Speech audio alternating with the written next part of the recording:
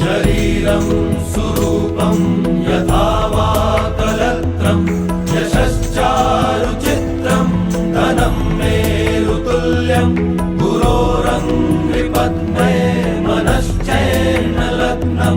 ततः किं ततः किं ततः किं ततः किम् षडङ्गादिवेदो मुखे शास्त्रविद्या कवित्वादिगद्यं सुपद्यं करोति गुरोरङ्घ्रिपद्मे मनश्चैन लग्नं ततः किं ततः किं ततः किं ततः किम् विदेशेषु मन्यः स्वदेशेषु धन्यः सदाचारवृत्तेषु मत्तो न चान्यः गुरोरङ्घ्रिपद्मे मनश्चैन लग्नं ततः किं ततः किं ततः किं ततः किम् क्षमामण्डले भूपभूपालवृन्दै सदा सेवितं यस्य पादारविन्दं गुरोरङ्घ्रिपद्मे मनश्चैन लग्नं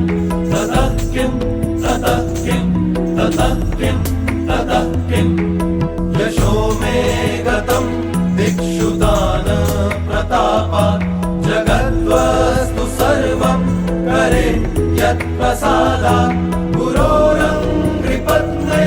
मनश्चैन लग्नं ततः किं ततः किं ततः किं ततः किम् न भोगो न योगो न वा वाजिराजो न कान्तामुखे नैव वित्तेषु चित्तम् अरण्येन वा स्वस्य गेहेन कार्ये न देहे मनो वर्तते मे त्वनर्घ्ये गुरोरङ्घ्रिपद्मे मनश्चैन लग्नं ततः किं ततः किं ततः गुरोरष्टकं यः पठेत् पुण्यदेही यतिर्भूपतिर्ब्रह्मचारी च गेही लभेद्वाञ्छितार्थं पदं ब्रह्म संज्ञम् गुरोरुक्तवाक्ये मनो यस्य लग्नम्। ॐ श्री गुरुभ्यो नमः।